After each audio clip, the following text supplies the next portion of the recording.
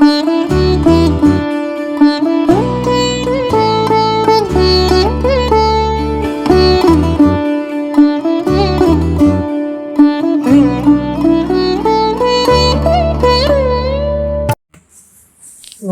வையகம், வாழ்க வையகம், வாழ்க வளமுடன்.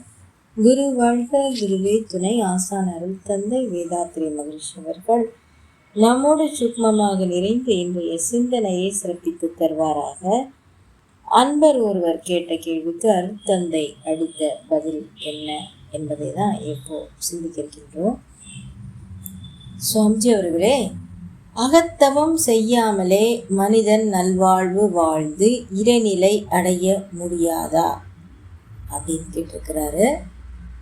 சுவாமிஜியோட பதில்: மனிதன் 2 அடுக்கு வினைப்பயனை உடையவன். பிறந்தது முதல் இன்று வரை என்னென்ன செயல்களை செய்தானோ அது பிராரப்த கர்மம் எனப்படும். கருவழியே அவனது முன்னோர்களிடமிருந்து என்ன பதிவுகளை பெற்றானோ அது சஞ்சித கர்மம் என்று சொல்லக்கூடிய பழவினையாகும். இவை 2ம் சேர்ந்த தொகுப்பே ஒரு மனிதனின் தன்மைன்னு சொல்லலாம். அப்போ இந்த கர்மங்கள் வழியாகத்தான் மனிதன் செயல்களை செய்து கொண்டே போவான். அப்போ இந்த பதிவுகளில் நல்ல பதிவுகளும் உள்ளன, துன்பம் விளைவிக்கும் தீய பதிவுகளும் உள்ளன.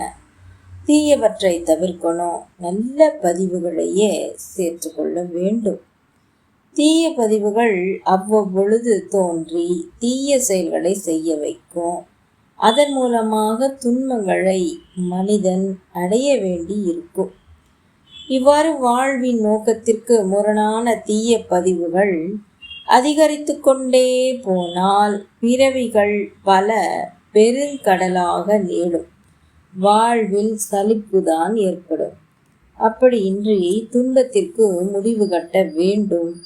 வேண்டாத பதிவுகளை மாற்றியமைக்க வேண்டும். இந்த விஷயத்தில் தான் இன்று பழக்கத்திற்கும் விளக்கத்திற்கும் இடையே மனிதன் போராடி கொண்டே இருக்கின்றான். எண்ணம், சொல், செயல் ஆகிய இந்த 3னால பழக்க பதிவுகளிலிருந்து மனிதன் விடுபட்டு தான் விரும்பிய நல்வழியில் செல்ல மனிதனுக்கு முறையான உழப்பயிற்சி முறை வேண்டும். அதைத்தான் நமது சித்தர் பெருமான் திருமூலர் ஒரு கவியில சொல்லியிருக்கிறார். திளைக்கும் வினைக்கடல் தீர் உரு தோணி இழைப்பினை நீக்க 2 வழி உண்டு. தனக்கும் கிளைக்கும் அக்கேடில் முதல்வன் விளைக்கும் தவம் அறம் மேற்றுணையாமே என்று குறிப்பிட்டுள்ளார். வாழ்க்கை என்ற சிறிய தோணியை பற்றி கொண்டு கடல் போன்ற வினையை கடக்க முடியாமல் தத்தளித்து கொண்டுள்ள மனிதன் அதிலிருந்து வெளிவர 2 வழிகள் உள்ளன. ஒன்று தவம், மற்றொன்று அறம். இவை 2ஐயும் செய்தால் அவன் மாத்திரம் அல்லாமல் அவனுக்கு பின்வரும் சந்ததிகளும் நன்மை பெறுவார்கள் என்கிறார் திருமூலர். மனதை உயிர் மேல் வைக்கணும். பிறகு ஒடுங்கி நின்று தவம் செய்யணும். அப்படி செய்து கொண்டிருக்கும் பொழுது மனதின் அலைச்சுழல் விரைவு குறைந்துவிடும். உயிரின் தன்மையை தவத்தின் மூலம் மனிதன் உணர்கிறான். வினையின் பதிவுகள், அவற்றின் பிரதிபலிப்புகள் இவற்றையும் மனிதன் உணர்கிறான். தகாத தீய வினை பதிவின் காரணமாக உடலிலே வரக்கூடிய நோய்களையும் மனதில் வரக்கூடிய களங்கங்களையும் அறிந்து அறநெறி மூலம் அகற்றிக்கொள்கிறான். மனிதன் மனிதனாக வாழ வேண்டுமானால் அதற்கு முறைப்படுத்தப்பட்ட உளப்பயிற்சி வேண்டும். அப்பயிற்சிக்கு தான் அகத்தவம் என்று பெயர்.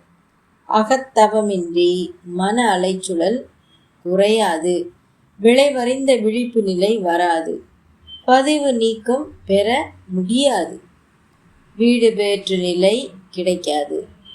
அப்போ வாழ்க்கை நோக்கம் நிறைவேறாது. ஆகவே நல்வாழ்வு பெற வேண்டுமானால் அகத்தவம் மிக மிக அவசியம்.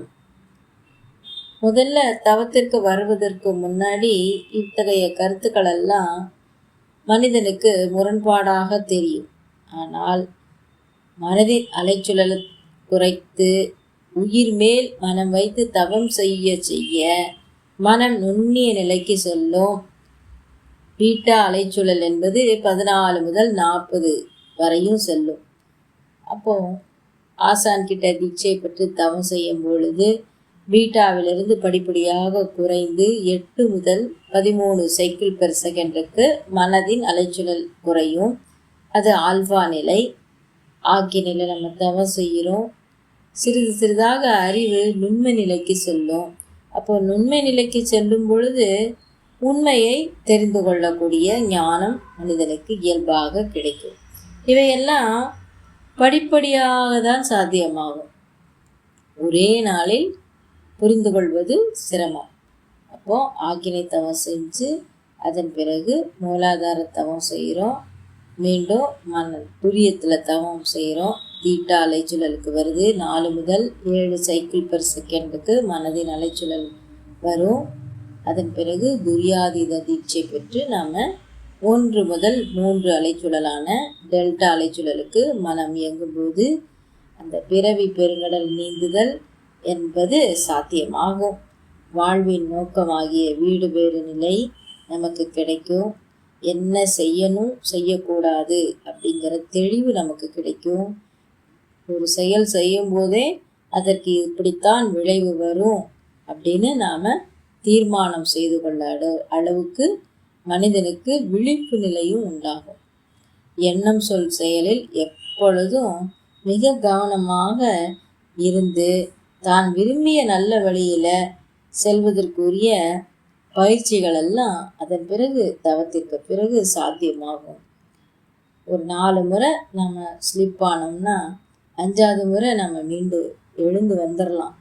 இது படிப்படியாகத்தான் சாத்தியம் என்று கூறி இத்துடன் இந்த சிந்தனையை நிறைவு செய்கின்றேன். நன்றி. வாழ்க வளமுடன். குரு வாழ்க, குருவே துணை.